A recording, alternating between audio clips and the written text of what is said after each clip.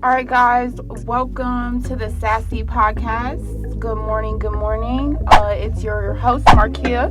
And in the studio today, we have Atlanta based rapper PeterMaxx. Peter, say hello to the Sassy family, Good please. morning. What's going on, everybody? Okay, tell them what's popping with you, what's going on with you. Right now, you know what I'm saying? I'm working on my first album. Like you said, born and raised here in Georgia, from Decatur originally. Um, that's it, really. Just working on this album, putting it together, trying to get it popping, man. See what's going on. Okay. Well, that's what's popping, okay? So you're a Leo. You just celebrated a birthday. Happy belated. I appreciate it. No problem. How did that go? I was working. You I was on the working? grind. It really wasn't a whole lot of celebrating this year. Okay. So when do we celebrate? What age are we thinking? I mean, we celebrate every day. Okay, period. Every day, you know what I'm saying? You get up, Yes. you know what I'm saying? You got to celebrate. I love that advice. That's good. Oh, yeah. So your name is PeterMaxx. We talked before, and you said it was inspired by a German painter. Can you tell us more about that and what it has to do with your branding? So, like, a lot of people don't know this about me, but I'm a big art connoisseur. Mm-hmm. And when I first originally found PeterMaxx, like looking at his paintings, the colors and the way that he paints his pictures is really very similar into the style of my music, using different aspects to portray the imagery that I want to give to my audience. So me and him share a lot of the similarities, and like with his lifestyle, the way he paints his pictures. So I was like, I think I'm gonna use that for my own name because it's a huge representation of it. So I was like, why not?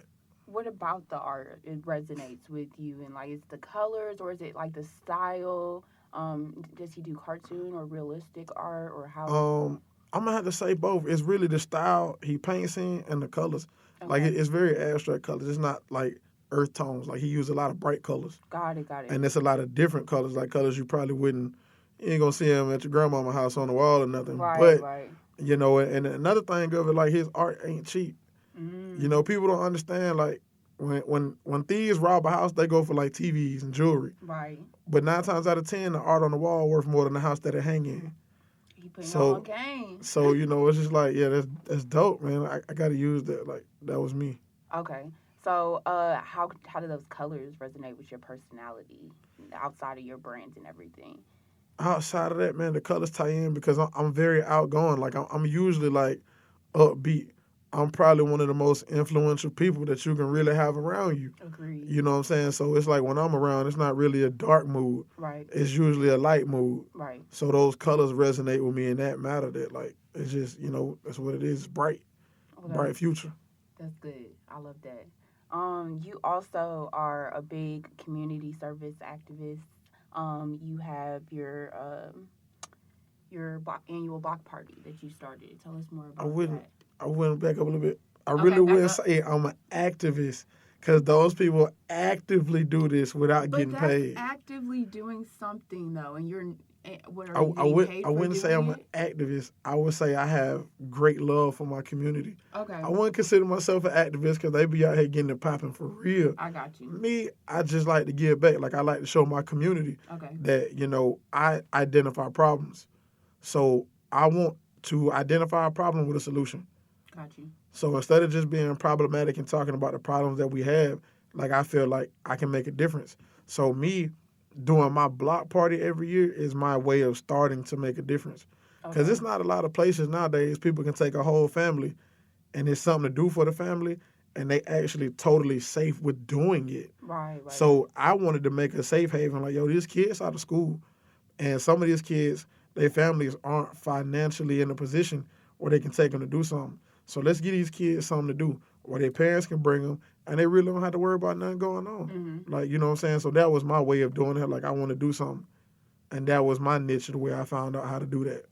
So tell us more about that environment. What are you providing for these families and what area do you feel is that safe haven?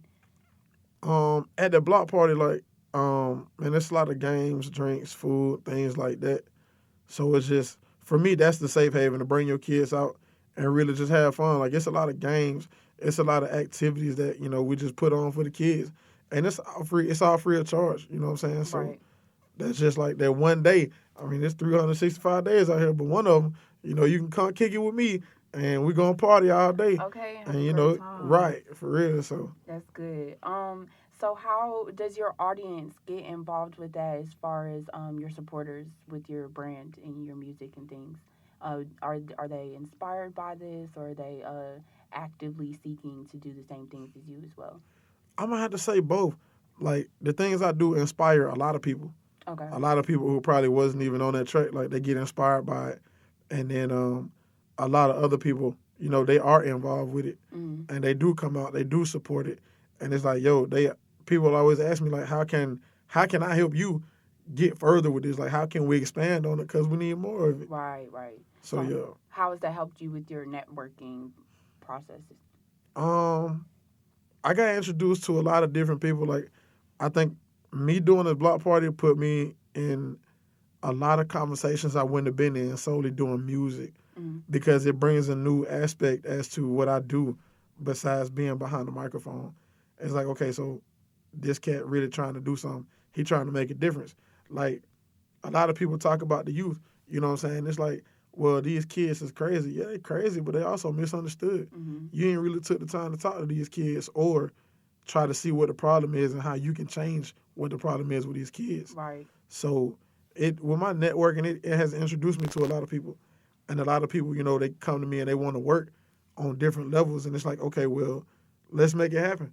Like, I'm opposed to certain people because of the energy that they have behind them, and they doing it with the wrong intentions. Mm-hmm. Like, it's not, for me, it's not a financial thing. And a lot of people approach me on a financial basis like, well, it's a good look. I can write this off. No. Mm-hmm. We ain't talking about writing nothing off, baby. Like, this is 100% out the pocket. Don't care if I get it back or not. Right. So if you got the wrong intention, like, I'm turning people away left and right over that. I hear that. So how does that go into your branding process, or your networking process, excuse me?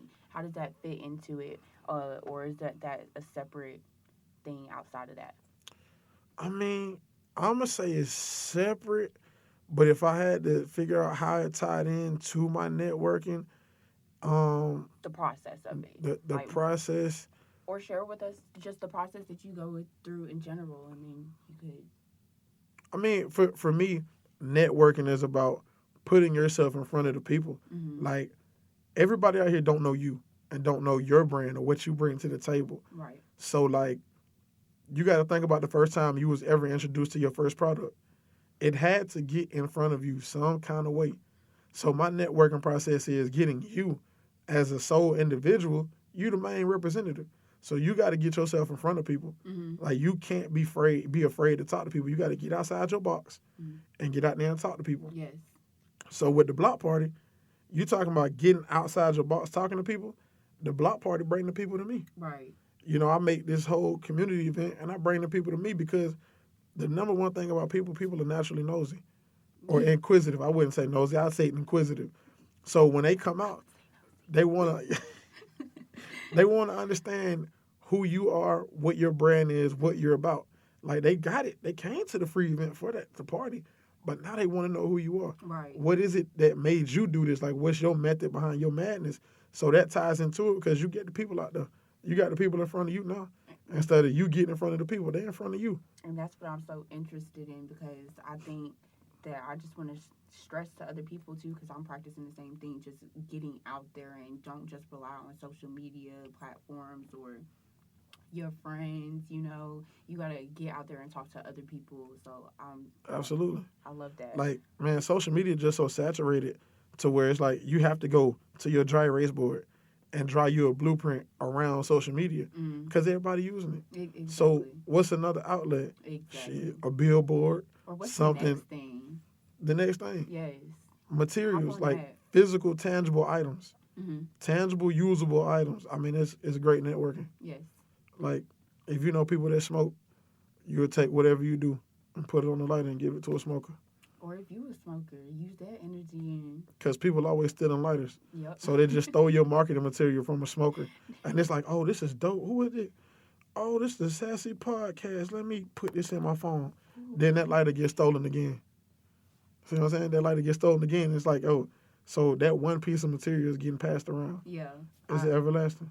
I ain't never really actually thought about it like that though. That's hard, right? So that's hard as fuck. That's hard. Actually. Because I got some lighters right now, Shawty. That's hard. Oh, for real? With your That's hard. Yes. Okay, so I might need to lose one of those around some.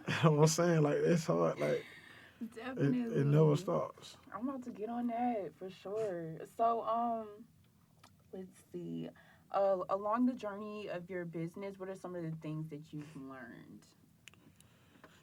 You need discipline, Ooh, more discipline, elaborate on that. and more discipline.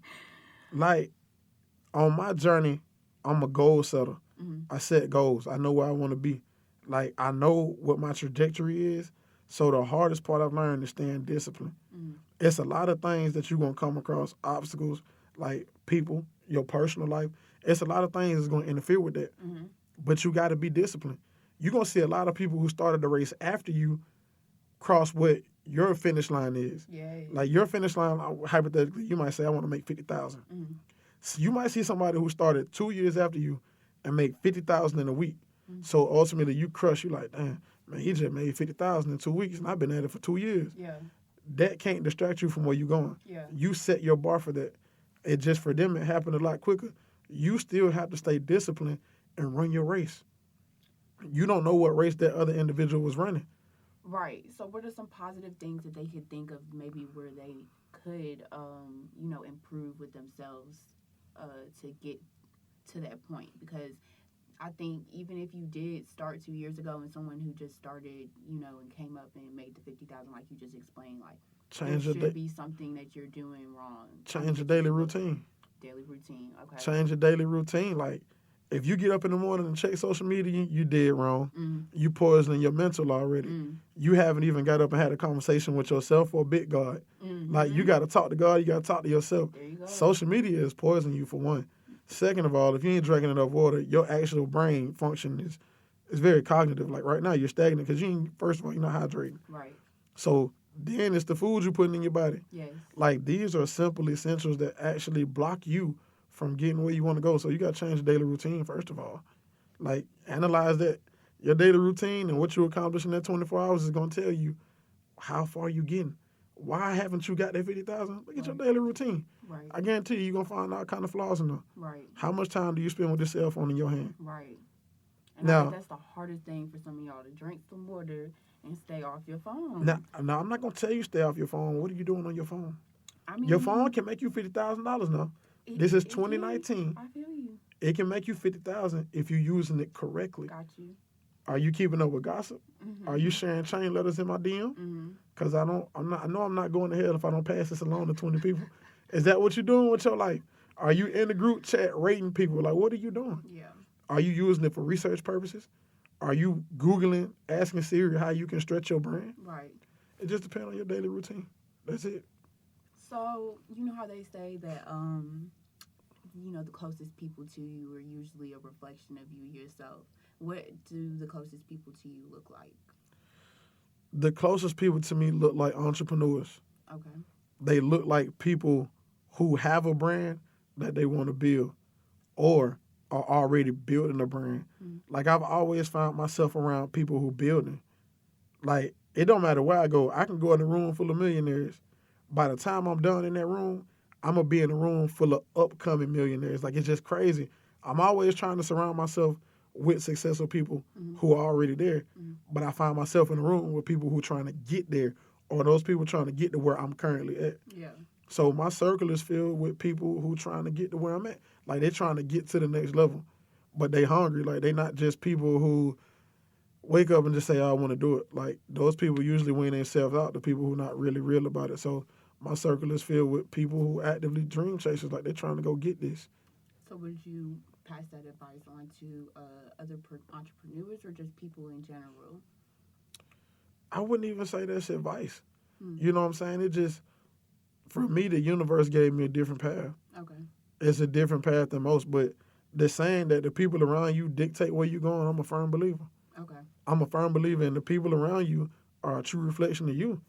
If you hang around broke people, you ain't finna get 50 G's. I can tell you that now. Okay, I'm a firm believer on that. Yeah, like it's, there. and if you hang around people who in drama and gossip, guess who next? Period. They talking about you when you turn around. Ain't no doubt about that. Hear that. So I'm a firm believer in that. If I had to tell anybody that, is them people you hang around look just like you. I heard that. Because when we bring those people up in conversation, you in it too. You're not excluded. Like, even though we know you, we know your character, you hang around a robber, so you're a robber too. When you come around, I'm hide my cell phone. Don't worry about that. Okay, right. You ain't got to question yourself. Like, and they still will hang around you. Yeah, you got that label. Don't even worry about it. Guilty by association. That is true. That's my homeboy. He just like that. Yeah, straight up. Okay. So, well, let's talk a little bit more about your music. How do you define your independent journey? Because you are an independent artist. Absolutely. So, tell us what it's like building that empire. Because that's hard. It's hard. It's hard. Tell them, the people that think it's easy. But see, people don't understand when I say that's hard. Like, that's hard. Not hard as in the struggle. It's hard as in I love it. Like, that's hard to me. Because a lot of people chase a record deal. They get up. I grew up in that era. I grew up in the era of, I got the beat playing on one radio. I got the cassette tape, hit record. Now I'm finna make a mixtape. Like, I grew up like that. Yeah. So when I grew up, it was all about getting a record deal. You know, you can go down there with Sony, send your demo in. Like, that was me. But the times have changed now. Most cats still chasing the record deal. It's like, why? There's so many tools out here where you can be independent and do this yourself. Right. Why you want a record deal? Right. Like, I love the grind. I love being at the bottom because it's so much you learn.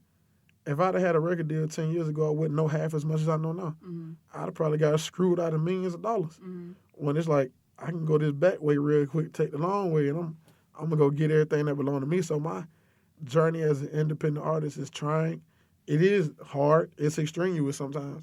I lose a lot of sleep, but I love it, though. Like, I ask for this. I love what I do. That's good. I love every aspect of it because, I don't know, it's just me. We're having no other way for real. Yeah, I mean, so is that your drive every day for your music in general, like with what you put into it? Do you write your own music? Absolutely. Okay. I wouldn't necessarily say it's my drive. Music is always a talent that came natural to me. Okay. Like, it was just something that I developed, and it's like I was naturally a good writer, and me being a good writer transpired in the music. Because I just had a way with words. And when I talk, people listen. So it came second nature. Now, the drive to get up every day, I don't even know where it come from. Like, if it was really about money or something different, I'd have gave up a long time ago. Got it. Like, I get up every day just because I love what I do. I like being a creator. I like being able to create, make my own space. Right. So, to me, it's second nature. If I don't get up and do it, I feel like something wrong. Or if I go a certain amount of time without doing it, I have withdrawals. Like, it's like a drug of choice, really. Like, it's just, nah, bro, you love doing this.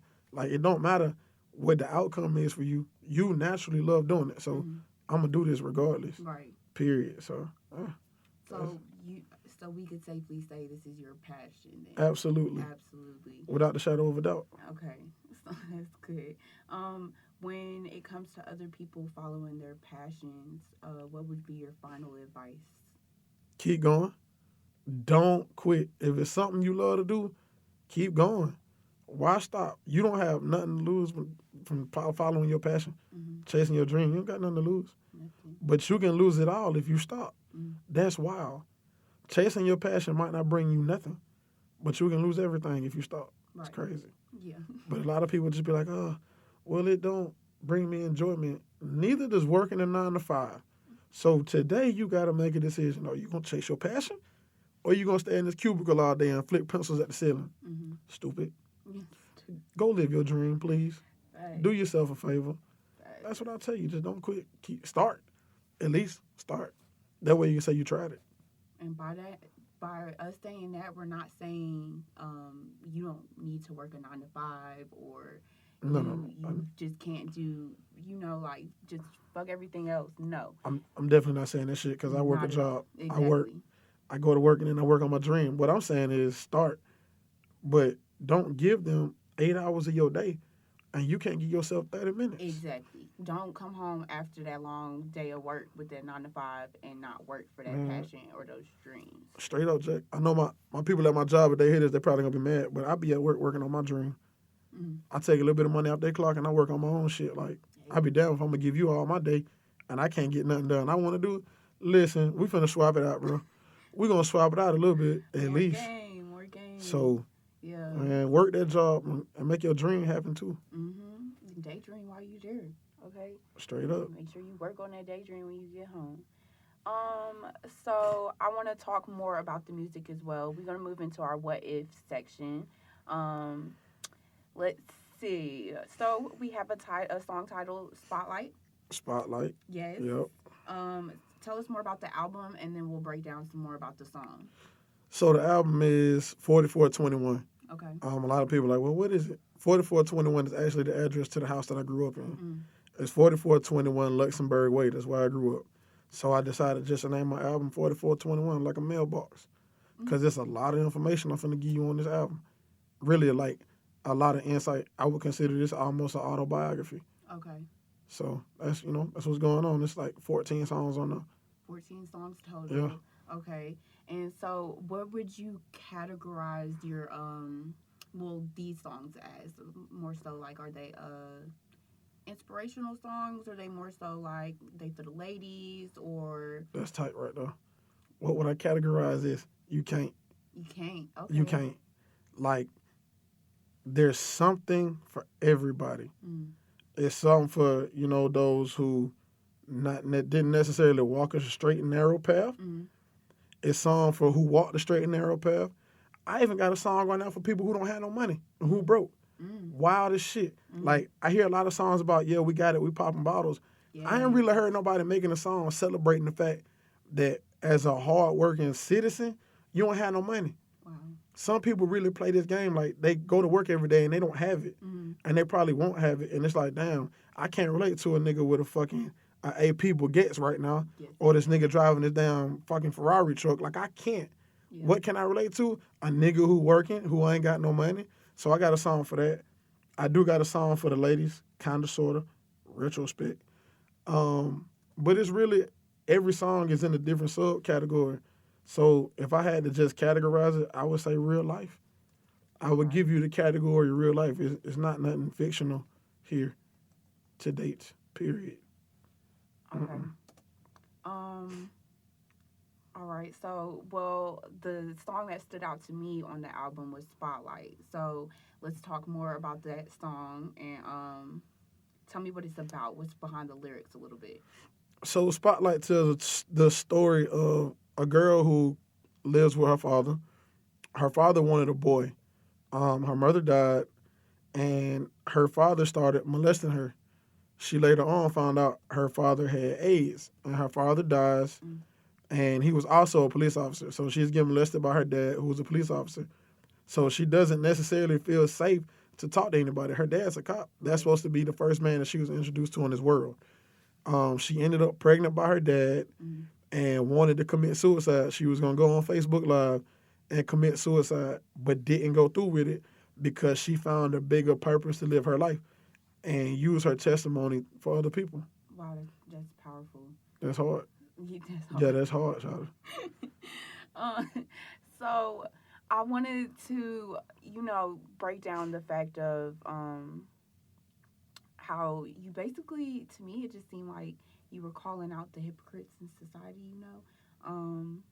when it comes to she was a victim. Like, we talked about how if it was on social media, how people would go about it. We feel like a lot of people would kind of one either just breeze. I mean, it would be a big story one day, and then the next day it doesn't really matter, right. Or people laugh and joke about stuff, like they make fun of stuff like that, and it's not funny. So I just wanted to talk about what if that was a real life situation, and what would you do to tell your audience that to let them know that this isn't the way to go about it. You should go about it this way, or what we could do to actually help this girl rather than in the beginning facilitate it.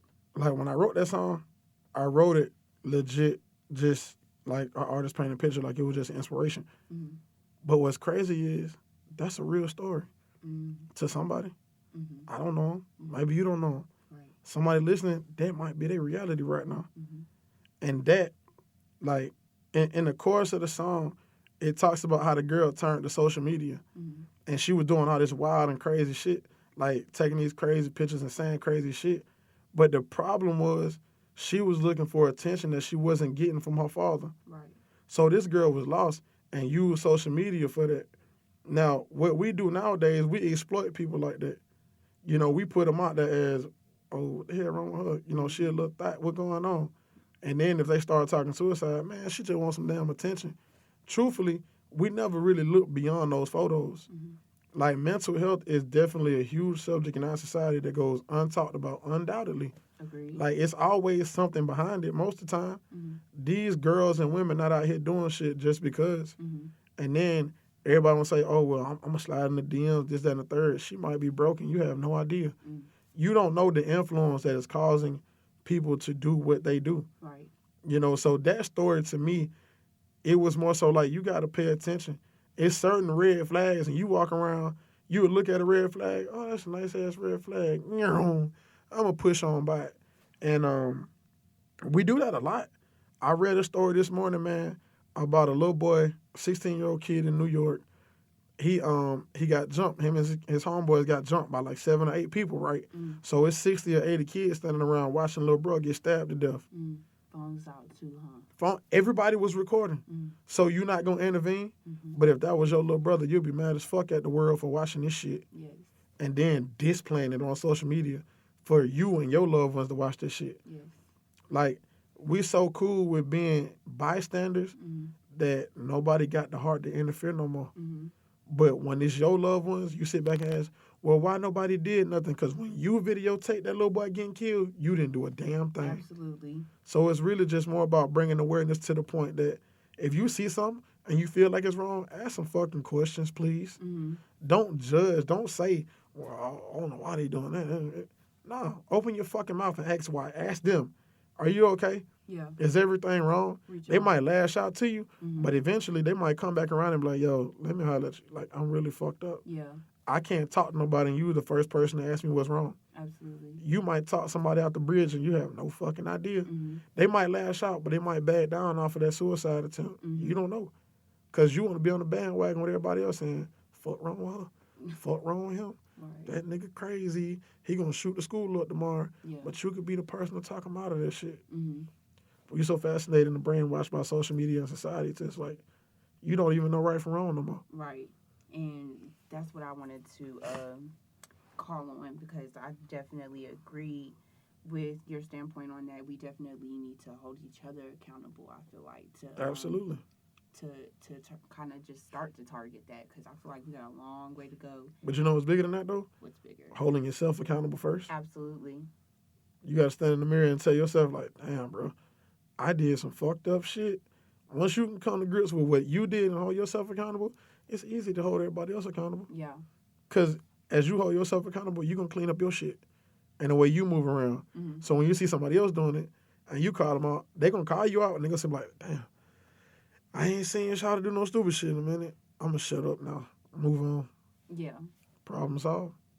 Oh, so I guess what I meant by that was just being that you're on a if you're in a social media setting, it's supposed to be social like. So yes, hold yourself accountable first, but definitely hold your friends and people that you follow or that follow you and things like that accountable.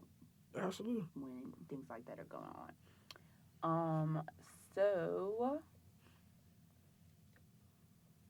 let's move on to the I Said What I Said segment. So we'll talk about another song that you have, another song that I listened to called Draco Trump. Our favorite guy. Psych. He not your favorite guy? No, he's not my favorite Why you don't guy. like Donald J. Trump? Uncle Trump. What did Donald do to you? Donald just, I don't like the way that he is stirring up just racial, I just feel like it's more like he's targeting, not even racial, he's just stirring things up in general. He's stirring things up with the media, he's stirring things up with society, he's stirring the way, not to say that I'm, particularly fond of the U.S. tradition or U.S. government tradition, but he's stirring that up as well. It's just a lot more drama of a specimen than it is what I would want my president to be involved in, I guess. So I know you want to talk about the record. I'm gonna take you out the record for a second. You know why I like Donald Trump? why do you like Donald Trump? Yes. You know why I like Donald Trump? What's up? I like Donald Trump because he is the best, absolute greatest reflection of what America is. That's a reason to like him, though. I Absolutely. agree with that. I definitely agree because everything I just said. Yes. Listen to me now. Okay. For so long, America, this country has hid beneath everything that you spoke of Okay. about Donald Trump is America. The greed, the narcissist, the racism, the bullshit, the way he swindled his way into office is the same way that those Europeans swindled this land away from the natives. Mm-hmm. Donald Trump is America, period. All these world leaders hate him because they hate America. The way that America was built on the backs of black slaves, that's what America is. When you look at Donald Trump, that is a clean reflection of America. All those people that he brought out them white costs, that's America. These police officers, these judges that support him, before Donald Trump was in office, you had a hard time identifying these people. When Donald Trump got in office, he made it crystal clear about who don't fucking like you as a black person. He showed you the roots of America. That's why I like him. I don't give a fuck what he stand for. I don't pay attention to nothing that he talk about. Like, as a human, Donald Trump is America, baby. When that man got in office, he took America for a ride that most people was not ready for. But they needed that. Because all them people who supported him hate him now. Oh, he done did this to me. No shit. Now you see what America been doing to us for 400 fucking plus years. Mm-hmm. Welcome to America, motherfucker. Where you been? Mm-hmm. We been on that ride. Mm-hmm. My grandparents, great-grandparents, we been on that ride. Mm-hmm. Now you down here in the slums and you don't like that shit, huh? Yeah. You white trash, we black trash, whatever you want to call it. But you here with us now. Because your Uncle Trump fucking shit up. Welcome. I welcome you with open arms. Now you mad at him. He used goddamn Russia to goddamn come over here. Duh, silly. Duh. Y'all took our whole history from us. Our whole history. And then you rewrote it. Mm-hmm. Now you got to watch Trump fuck up your shit. I don't feel no type of way about it. I don't. I actually feel good watching these white people suffer. Nothing against the white population. So you feel like only the white people is suffering, though? I mean, not to say that that's what you're saying in general, but because, like I said, I agree with all of that. Majority of it, besides the fact that that's why you like him. I think no, that was I sarcasm. would more so respect him for that. No, that was sarcasm. I don't really like Trump. I get that. Now, I don't feel like white people are the only people suffering. I feel like we all suffering as a whole, but I take great pleasure in watching those white people who supported him suffer now because of the changes that he brought about that turned their life around. But they were so gun-ho on, vote for Trump, let's get Trump in office. He racist, I'm racist. But now it's like, yeah, I'm racist, but god damn, he fucked me up with this shit. I like that shit. Because it's like you wanted it, you got it. And now you don't want it no more. You wanted it so bad, so now that shit hurt you. You want to back up. No. Stand your ass at the podium. Stand your ass at the podium because when my people wanted freedom and equal rights, they went to bat for that. And most of them died behind that shit. And they stood on it till they died. You don't want to stand on this shit, though. Trump fucking you in the game, you don't want to stand on it. He ripping fucking immigrant families apart right now. Yeah. But you mad because your household can't sustain off a $40,000 income no more? Yeah. Hey, stand on your shit. Yeah. Like, I take pride in watching them suffer. Mm-hmm. Look how long we had to sit by and watch each other suffer on our end. Yeah. Hell, it take 30 Mexicans in one household for them to sustain the income. Mm-hmm. Fucking white man mad that he can't support his family of 6. Oh, fuck. I watched my mama suffer with 3 kids, shawty. You ain't doing nothing that we ain't been through already. Okay. That's how we developed our fucking music and whole culture. Off of suffering. So, yeah, I'm feeling type of way about that shit. Nope. Okay. But I got white people, though. Like, I fuck with the white people. I don't think I'm racist. Like, I got some cool-ass white homeboys. Like, you know, we straight, but... Yeah, no, we not racist over here. Nah. But like he said, we cool and watching though. Yeah, for real. All right. So let's move into a more positive space here. Let's go with our Sassy Challenge segment. Let's just move on to that. So we're gonna talk about some self-care for the men, guys. I see you guys see that Mr. PeterMaxx has a big old beard. He says that he wakes up in the morning and he does his meditation. He talked to Big G first, big old God. So would you like to leave the audience with some tips of self-care for the men in particular? Step 1, wash your ass. You hear me? That's step 1. Wash your ass. Like, man, I can't stress that enough. Like, wash your ass. And stop putting all these chemicals on your body that don't belong. Yes. I mean, I don't really do all that. My beard is natural. I don't put nothing in it but tap water. Yes, tap water. But that's my biggest self-care. At least just start washing your ass, man. Just wash your ass. That's it. And don't wash your face with the same rag you wash your ass with. Jesus, y'all got this shit backwards. I really have seen so many boys do that. And I say boys because that's what you is. If you was washing your ass with the same rag that you washing your face with, that's disgusting. Anyway. I ain't mad at you, Shawty. Hey, listen. I done seen some things on this road. Like, a real self-care tip, go to the doctor. Make an appointment and go see your doctor.